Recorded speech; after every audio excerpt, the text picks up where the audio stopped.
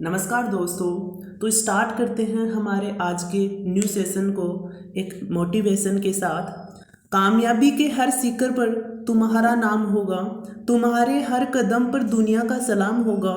हिम्मतों से मुश्किलों का सामना करना मेरे दोस्त, एक दिन वक्त भी तुम्हारा गुलाम होगा।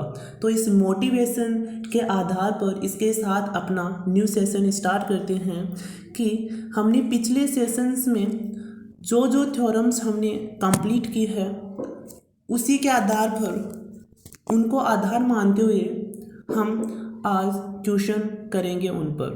तो फर्स्ट थ्योरम्स हमारी थी कि संवर्त कंटूर वाली, जिसमें हमने टोटल थ्योरम्स में हमने किस प्रकार की थ्योरम्स का अध्ययन किया। हमने कोशी इंटीग्रल थ्योरम्स का हमने अध्ययन किया, जिसमें हमने चार थ्योरम्स के बारे में समझा। फर्स्ट थ्योरम्स हमारी होगी, इसमें फर्स्ट थ्योरम हमारी कौन सी है कि एफ ए इक्वल होगा इंटीग्रल क्लोज कंटूर के लिए F Z D Z upon में जेड माइनस ए। इसके बाद हमने सेकंड थ्योरम्स के बारे में क्या जाना कि एफ ए इक्वल होगा C one F Z D Z upon में Z minus A plus integral gamma F Z D Z upon में जेड माइनस ए। थर्ड जो तीसरे नंबर की जो हमारे पास थ्योरम्स थी वो क्या थी, एफ डैश ए इक्वल होगा, इसमें सभी में इंटीग्रल से पहले 2 पाई आयोटा भी इसमें इंक्लूड करना होगा।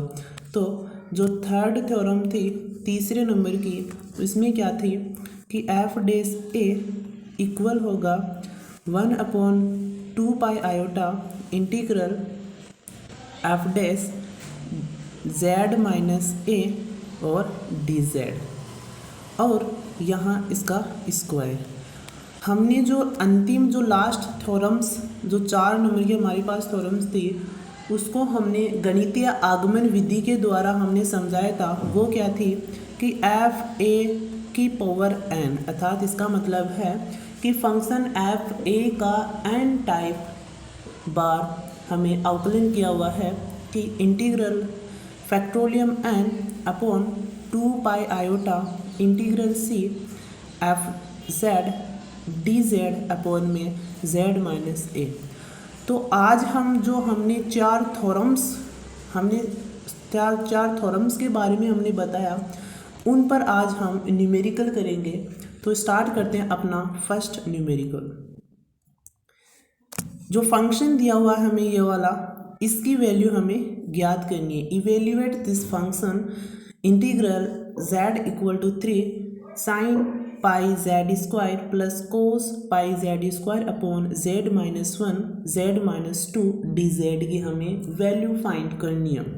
तो इसमें हम क्या करेंगे कि हमने 4 थ्योरम्स के बारे में जाना, उसमें से किसी भी थ्योरम्स में इस प्रकार का टाइप हमें ज्ञात नहीं हुआ। तो इस टाइप को हम क्या करेंगे, इसका आंशिक भिन्नों के द्वारा इसको अलग अलग करेंगे। तो मैंने यहाँ जो नीचे वाला ये टाइप था उसको कुछ इस प्रकार लिखा, और ऊपर हमारे पास जो भी फंक्शन है उसको हम क्या मानेंगे, एफ जेड। अब मैंने क्या किया, इसको आंशिक भिन्नों में वियोजन किया। आंशिक भिन्नों में वियोजन हम 2 टाइप से कर सकते हैं। यदि हमारे पास ऊपर यदि 2x 3x या फिर 4x इस प्रकार का कोई फंक्शन है तो हम हमारी जो 12th वाला जो मेथड था कौन सा, कि हमने यदि हमारे पास ये वाला है x प्लस 1 और x प्लस 2, इसको किस प्रकार आंशिक भिन्नों में डिवाइड करेंगे, इसको मानेंगे a upon x plus 1 plus b upon x plus 2। यहाँ से एलसीएम लेके हम a और b की वैल्यू ज्ञात करते थे, और जब a और b की वैल्यू ज्ञात करते थे तो ये हमारे पास एक प्रकार से सेपरेट फंक्शन मिल जाते थे जिनका हम इंटीग्रल आसानी से ज्ञात कर सकते थे। अब इसमें हम उसमें एक मेथड था कि यदि हमारे पास ऊपर की पोजीशन 1 हो, ऊपर की पोजीशन हमारे पास वह कितनी हो 1, तो हम इन वाले फंक्शन में यदि इनका अंतर एक अचर संख्या आ रहा हो तो उनके अंतर से डिवाइड करके, अंतर से हम क्या करते हैं डिवाइड करते हैं, और छोटे में से बड़े वाले फंक्शन को, इन दोनों में से छोटे में से बड़े वाले फंक्शन को सब्सट्रैक्ट करके लिखते हैं। जैसे मैं एग्जांपल के तौर पर यदि आपको बताऊं तो मैंने लिखा कि यहाँ x + 2 और मैंने यहाँ लिखा x + 5, सही। अब मैंने क्या किया कि दोनों का यदि मैं अंतर निकालता हूँ, अंतर यानी कि बड़े में से छोटे को घटाने पर अंतर प्राप्त होता है, तो x + 5 - x - 2 अर्थात मेरे पास जो डिफरेंस इसका प्राप्त हुआ वो कितना हुआ 3 प्राप्त हुआ। और बड़े में से, अर्थात मैंने कहा कि छोटे में से बड़े को सब्सट्रैक्ट करते हैं था, तो मैंने क्या किया कि अंतर से डिवाइड किया और बड़े में से यानी कि छोटे में से बड़े को घटाता हूँ, तो मेरे पास छोटा कौन सा है x + 2, फिर माइनस बड़ा कौन सा है, बड़ा मेरे पास कौन सा है 1/x + 5। तो इस प्रकार ऐसे फंक्शन को हम आंशिक भिन्नों में कुछ इस प्रकार लिखते हैं, जो मैंने आपको शॉर्टकट टाइप मैंने आपको बताया। अब इसमें हम क्या करेंगे कि मैंने यहाँ से आंशिक भिन्नों में इसका रूपांतरण किया, और अब मैं इस f(z) की वैल्यू वो रखता हूँ जो हमें क्वेश्चंस में दी गई है। तो मैं f(z) को इन दोनों फंक्शन से मल्टीप्लाई करता हूँ तो मेरे पास ये कंडीशन प्राप्त हो जाती है। और जो मोड में जो z, परिणाम का z कितना है 3, इसका मतलब ये है कि कंटूर यदि हमारे पास 3 त्रिज्या का है, अर्थात कंटूर की जो रेडियस है वो कितनी है 3, तो जो पॉइंट हमें दिए हुए हैं वो इस कंटूर में विश्लेषित होने चाहिए, अर्थात दिए गए पॉइंट इस कंटूर के अंदर होने चाहिए। तो यदि मैं z - 2 = 0 रखता हूँ तो मेरे पास z की वैल्यू 2 प्राप्त होती है, और z - 1 की वैल्यू यदि 0 रखता हूँ तो मेरे पास z की वैल्यू 1 प्राप्त होती है। तो z की वैल्यू 2 और 1 प्राप्त हुई, तो ये दोनों इस कंटूर के अंदर है, तो ये दोनों विश्लेषित है। यदि विश्लेषित नहीं है तो हम इसका इंटीग्रेशन नहीं करते हैं। आगे चलते हैं कि fa हमारे पास फॉर्मूला कौन सा था थ्योरम्स फॉर, जिसमें मैंने n = कितना रखा 1, तो मेरे पास ये फॉर्मूला प्राप्त होता है। या फिर हमने जो फर्स्ट थ्योरम्स की थी उसी के अनुसार भी हमें फॉर्मूला ये प्राप्त हो जाता है।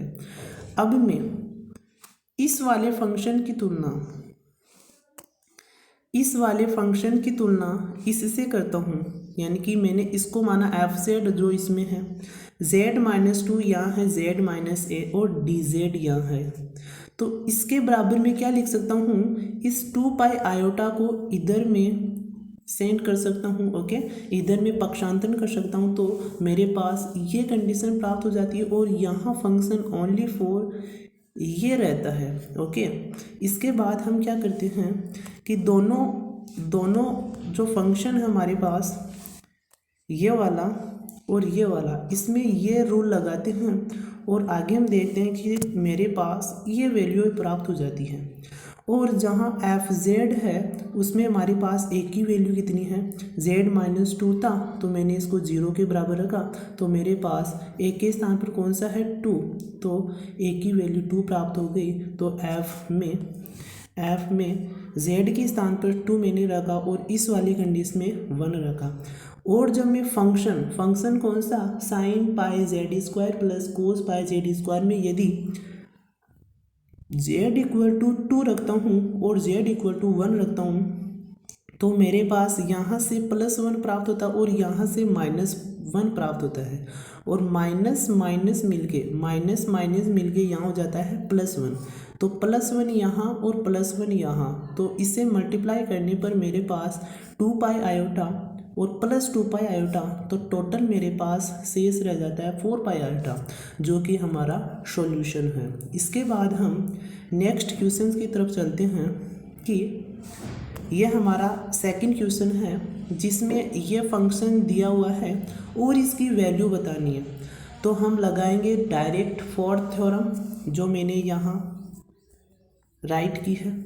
ओके, इसमें क्वेश्चन में क्या है कि यहाँ z+1 है।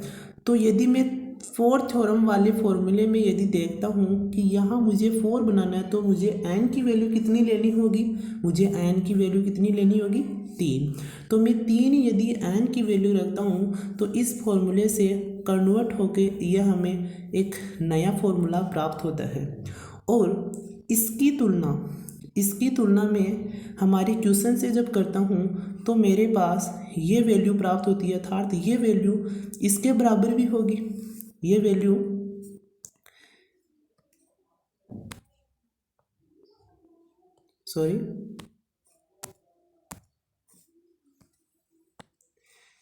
इसके बराबर भी होगी और ये वैल्यू हमारे क्वेश्चंस के बराबर भी होती है, अर्थात जो ये वाली वैल्यू है वो इसके बराबर भी होगी और हमारे क्वेश्चंस के बराबर भी होगी। तो इस प्रकार हम हमारे जो क्वेश्चन है उसका सॉल्यूशन क्या ज्ञात कर सकते हैं, ये वाला ज्ञात कर सकते हैं। अब नेक्स्ट जब हम चलते हैं तो f3-1, इसका मतलब क्या है कि जो हमारा f जो फंक्शन है उसका 3 टाइप अवकलन किया हुआ है, और यदि मैं 3 टाइप उसका अवकलन करके उसमें z के स्थान पर -1 रखता हूँ तो मेरे पास 8e⁻² प्राप्त हो जाती है। और जब मैं ये वैल्यू यहाँ पुट करता हूँ तो मेरे पास आंसर ये प्राप्त हो जाता है। यदि मैं आपको फंक्शन का 3 बार अवकलन करके बताऊँ तो f हमारे पास कितना है, e⁻²z, f(z) इक्वल टू क्या है, e⁻²z। और यदि मैं इसका 3 बार अवकलन करता हूँ तो मेरे पास कितना, एक बार करने पर 2e⁻²z आएगा और 2 बार करने पर 4e⁻²z आएगा और 3 बार करने पर 8e⁻²z आएगा, और यहाँ z की वैल्यू मुझे कितनी रखनी है, -1। तो हमें ये सॉल्यूशन प्राप्त हो जाता है। तो इस प्रकार हम सेकंड क्वेश्चंस को डील करते हैं। और जब आगे हम थर्ड क्वेश्चन अर्थात तीसरे क्वेश्चन पर जब हम चलते हैं तो उसमें हमें सिमिलर क्वेश्चन, सभी थ्योरम्स के एक प्रकार से सिमिलर क्वेश्चन दिए हुए हैं। और यदि मैं इस क्वेश्चन पर जाता हूँ तीसरे क्वेश्चन पर, तो इसमें हमें क्या करना है कि इसकी वैल्यू ज्ञात करनी है। वैल्यू ज्ञात करने के लिए सबसे पहले हमें क्या करना होगा, हमें थ्योरम्स के अनुसार क्वेश्चन को कन्वर्ट करना होगा।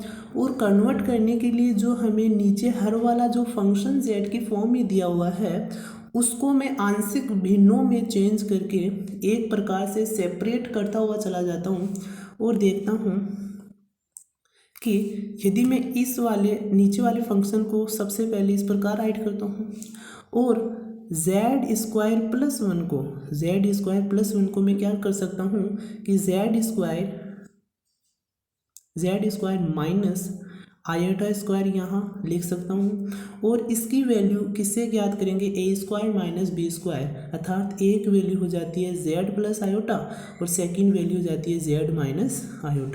तो इसके आधार पर मैं इसका जो आंशिक भिन्न है, पार्शियल पार्ट है, उसको मैं इस प्रकार लिखता हूँ।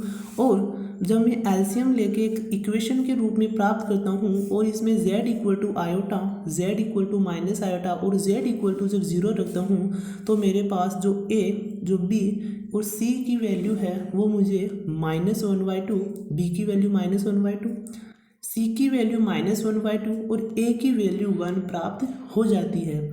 ये जो इतना जो टाइप है हमें जो 12th क्लास में जो हमारी 12th क्लास है उसमें हम इंटीग्रेशन के रूप में हमने पढ़ा था और विभिन्न क्वेश्चंस को हम पार्शियल डिफरेंशियल्स के फॉर्म में हमने इंटीग्रेट करना वहाँ से सीख लिया था।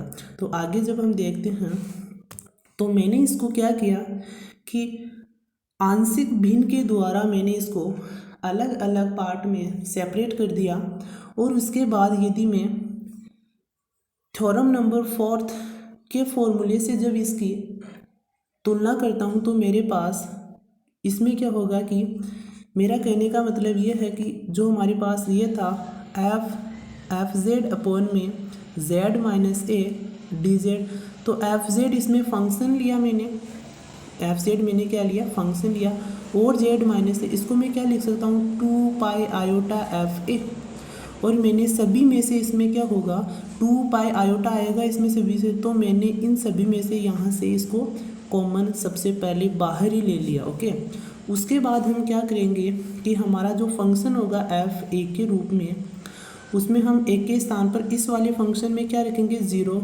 ज़ीरो क्यों रखेंगे, क्योंकि हमें फॉर्मूले में था z माइनस ए, तो इस वाले फॉर्मूले में क्या है z माइनस ए के स्थान पर कितना होगा 0 होगा।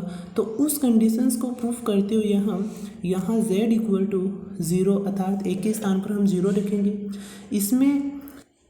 इसमें क्या रखेंगे z माइनस आयोटा था, तो z की वैल्यू कितनी हो जाएगी आयोटा, तो इसमें आयोटा रखेंगे, और इसमें क्या था z प्लस आयोटा, तो z की वैल्यू इसमें माइनस आयोटा हमें प्राप्त हो जाती है। तो यदि इसका यूज़ मैं फंक्शन में करता हूँ तो मेरे पास फंक्शन में करता हूँ तो 0 रखने पर मेरे पास 4 प्राप्त होते हैं, और आयोटा रखता हूँ तो मेरे पास -9 + 1 + 4 प्राप्त होते हैं, और माइनस आयोटा जब मैं फंक्शन में रखता हूँ तो मेरे पास ये प्राप्त होता है। जब मैं इसका सॉल्यूशन करता हूँ तो मेरे पास आंसर जो हमारा प्राप्त होता है 18 पाई आयोटा हमें प्राप्त हो जाता है। और हम इसी के आधार पर जब हम नेक्स्ट क्वेश्चन पर चलते हैं तो सिमिलर टाइप सभी क्वेश्चंस के एक प्रकार से, तो सिमिलर टाइप पर वैसे सोल्व करना है हमें कि ये फंक्शन दिया हुआ है और इसकी वैल्यू हमें ज्ञात करनी है। इसमें सबसे पहले हम ये देखते हैं कि z माइनस पाई 6 की पावर कितनी है, यहाँ 3 है, और 3 बनाने के लिए जो हमारी थ्योरम्स 4 थी उसमें हम n के स्थान पर क्या रखेंगे, n के स्थान पर हम 2 रखेंगे, क्योंकि यहाँ 2 रखेंगे और यहाँ 2 तो यहाँ अपने आप 3 हो जाएगा। तो हम देखते हैं कि मैंने यहाँ 2 रखा तो मेरे पास एक नया जो रिज़ल्ट प्राप्त होके आया वो क्या आया कि f2a का मतलब 2 टाइप्स इसका डिफ्रेंशिएशन किया हुआ है equal 2 factorial 2 upon 2 pi iota integral से F Z D Z upon Z minus A की पावर 3। अब हम देखते हैं कि जब मैं इस वाले जो फंक्शन है उसको हमारी जो थ्योरम्स 4 के इक्वल जब हम रखते हैं तो मुझे फंक्शंस के रूप में ये वैल्यू प्राप्त हो जाती है जो हम पीछे सभी क्वेश्चंस में थ्योरम्स के साथ तुलना करने से हम फंक्शन की वैल्यू निकालते आए, वैसे ही इसमें मैंने किया। और यहाँ मैंने एक रफ फॉर्म के रूप में दर्शाया हुआ है कि यदि मैं फंक्शन है साइन z की पावर 6 और हमें a की वैल्यू रखनी है पाई 6, सबसे पहले मैं इसका फर्स्ट डिफ्रेंशिएशन करता हूँ तो मेरे पास ये वैल्यू प्राप्त होती है। जब सेकंड डिफ्रेंशिएशन करता हूँ तो मेरे पास ये वैल्यू प्राप्त हो जाती है। कौन सी वैल्यू, ये वैल्यू प्राप्त हो जाती है z इक्वल टू सेकेंड बार डिफ्रेंशिएशन करने पर फर्स्ट और सेकंड से कर सकते हैं हम इसको, फर्स्ट एंड सेकंड पार्ट से। जैसे फर्स्ट का डिफ्रेंशिएशन करते हैं तो second no change plus second का, जब सेकंड हमारा नो चेंज रहेगा तो फर्स्ट का डिफ्रेंशिएशन करेंगे तो ये हमें एक रिजल्ट प्राप्त हो जाता है। और जब मैं सेकंड वाले जो डिफ्रेंशिएशन पार्ट है उसमें जब ए के स्थान पर पाई 6 रखता हूँ तो मुझे ये वैल्यू प्राप्त हो जाती है। जब मैं इसका सॉल्यूशन प्राप्त करता हूँ तो हमेशा ये रिजल्ट प्राप्त होगा इसका सॉल्यूशन करने पर, नॉट अदर क्वेश्चन। एंड हमें रिजल्ट जो आंसर की फॉर्म में जो प्राप्त होगा वो 21/16 पाई आयोटा हमें प्राप्त हो जाता है। तो हम लास्ट हमारा फाइनल क्वेश्चन जो 5 नंबर का वो देखते हैं कि एफ जेड और डी जेड की हमें वैल्यू प्राप्त करनी है और सी का मतलब है कंटूर जो कि क्या है समवर्त है। हमें जो हमारा सर्किल है उसका इक्वेशन दी हुई है, एफ जेड की वैल्यू हमें दी हुई है, तो इस टोटल की वैल्यू हमें ज्ञात करनी है। मैंने आपको जब इसकी थ्योरम्स स्टार्ट की थी कंटूर की फर्स्ट थ्योरम उसमें बताया था कि z minus a mod equal to यदि r के बराबर है तो z माइनस ए इक्वल होगा r e की पावर आयोटा थीटा। मैंने इस बात को इस रिजल्ट को मैंने आपको प्रूफ करके बताया था कि z माइनस ए कब r e की पावर आयोटा थीटा लेते हैं और थीटा इसमें कहाँ से कहाँ तक अग्रसर होता है 0 less than theta less than equal to 2 pi. इस रिजल्ट में जब ये इस कंडीशन में जाता है तो z माइनस ए की वैल्यू हम इसके इक्वल रखते हैं। तो हमें जो क्वेश्चन में दी हुई है z माइनस 1 इक्वल टू 2, इसको हम क्या लिखेंगे मॉड ऑफ z माइनस 1 का मैग्नीट्यूड यहाँ लिया गया है और z माइनस 1 में इसको यहाँ पुट करता हूँ तो 2 e की पावर आयोटा थीटा मुझे लिखना होगा और यहाँ से मैं dz प्राप्त करता हूँ तो मेरे पास क्या प्राप्त हो जाता है 2 आयोटा e की पावर आयोटा थीटा। ये हमें रिजल्ट प्राप्त होता है और जब मैं इस कंडीशन में रखता हूँ integral F Z D Z तो मुझे एफ जेड की वैल्यू प्राप्त है, डी जेड की वैल्यू मैंने प्राप्त की और लिमिट हमें प्राप्त है कहाँ से लेकर 0 से 2 पाई, क्योंकि इस कंडीशन में जो थीटा होगा वो अपना मान ग्रहण करता है। तो हम देखते हैं ये वाली आपको फॉर्म मैंने अभी भी बताया, आपको डी जेड मैंने ज्ञात करना आपको अभी बताया, डी जेड हमने ज्ञात किया और इस z की वैल्यू यदि मैं हमारे इमेजिनरी फंक्शंस के रूप में ज्ञात करना चाहूँ अर्थात ई वाली फॉर्म में ज्ञात करना चाहूँ तो यहाँ से मैं ज्ञात कर सकता हूँ।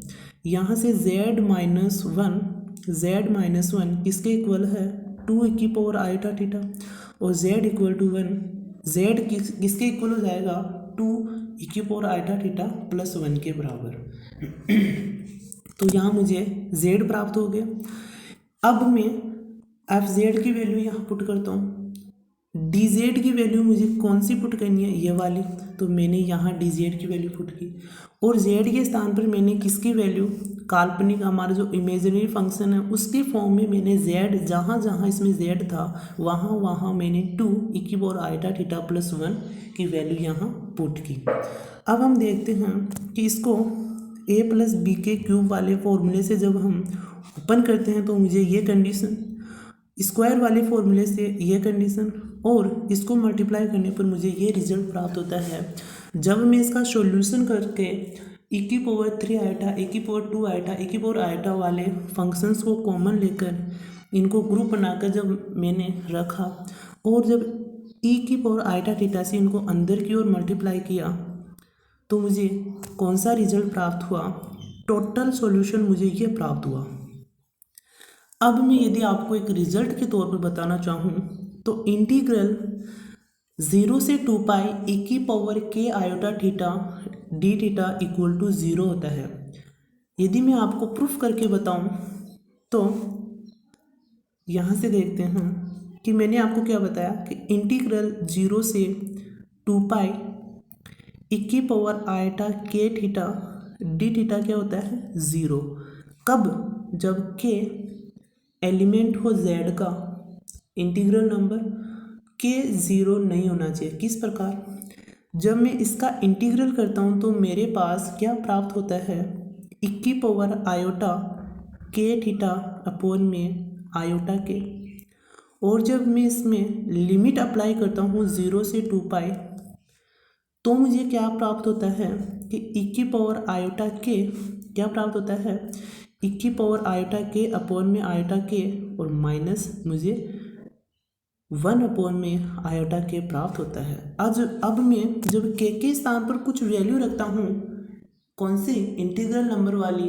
1 2 3, -1, -2, -3 इस प्रकार की वैल्यू रखता हूँ तो मुझे 0 प्राप्त होता है। कैसे? हमने इंटीग्रेशन किया 0 से 2 पाई e⁻i d थीटा इसका इंटीग्रेशन किया और इंटीग्रेशन करने पर हमें प्राप्त हुआ कि e⁻i अपॉन में आयोटा के -1 अपॉन में आयोटा के। और जब मैं आयोटा की के स्थान पर 1 अप्लाई करता हूँ तो मेरे पास रिजल्ट क्या प्राप्त होता है? e⁻i अपॉन में आयोटा -1 अपॉन में आयोटा। ओके, अब मैं जब लिमिट अप्लाई करता हूँ तो मेरे पास थीटा की वैल्यू क्या आ जाएगी? 2 पाई, यहाँ 2 पाई था, सॉरी यहाँ 2 पाई, क्योंकि हमने लिमिट सबसे पहले अप्लाई की थी। ये लिमिट अप्लाई करने के बाद ही तो ये कंडीशन हमें प्राप्त होती है। तो लिमिट होने के बाद ये कंडीशन जब प्राप्त होती है तो हम देखते हैं कि जब मैं इसको क्या लिख सकता हूँ, मैं इस वाली कंडीशंस को आयलर पर में आपको पता होगा कि e⁻i को हम क्या लिखते हैं? cos theta plus iota sine theta. Okay, और जब मैं थीटा के स्थान पर 2 पाई यहाँ पुट करता हूँ तो cos 2 pi plus iota sine 2 पाई अर्थात साइन n पाई की वैल्यू हमें क्या प्राप्त हो जाती है? 0। अर्थात मैं लिखता हूँ यहाँ से आयलर पर में से थीटा की वैल्यू 2 पाई रखनी है प्लस आयोटा साइन 2 पाई और साइन n पाई की वैल्यू कितनी होती है? 0। और यहाँ से इसकी वैल्यू कितनी हो जाएगी? 1। यहाँ भी 1 है और यहाँ भी 1, अर्थात मेरे पास कंडीशंस कौन सी प्राप्त हो जाएगी? यहाँ इसकी वैल्यू कितनी आई? 1 और यहाँ 1, अर्थात मुझे वैल्यू प्राप्त हुई इस सभी फंक्शंस की 1 अपॉन में आयोटा -1 अपॉन में आयोटा, अर्थात इसकी वैल्यू कितनी होती है? 0। इसी प्रकार जब हम 2, 3, 4, 5 रखते हैं तो मुझे 2 पाई, 4 पाई और 6 पाई की वैल्यू प्राप्त हो जाती है, जो इन सभी पर वैल्यू हमें 0 प्राप्त हो जाती है। तो इस जो रिज़ल्ट हमें ये प्राप्त हुआ इसको मैंने आपको प्रूफ करके बताया। और जब मैं इस रिज़ल्ट का यूज़ हमारे इस क्वेश्चंस में जब करता हूँ तो मुझे इसकी वैल्यू 0 प्राप्त हो जाती है, क्योंकि यहाँ भी वैल्यू 0 होगी, यहाँ 0, जहाँ जहाँ e की पावर समथिंग है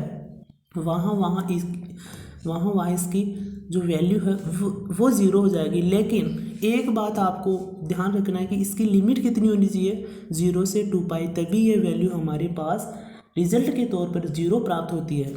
तो आज के सेशन में हम इतने ही क्वेश्चंस करते हैं। नेक्स्ट सेशन जो हमारा होगा उसमें हम हमारे जो फर्स्ट थ्योरम से कोशी समाकलन विधि रीमान समाकलन विधि के आधार पर हम क्वेश्चंस को सॉल्व करेंगे हमारे नेक्स्ट सेशन में। यदि क्वेश्चंस आपको समझ में आए हैं तो इस सेशन हमारा जो सेशन है इसको लाइक एंड सब्सक्राइब करना ना भूलें। Okay, thank you, take care.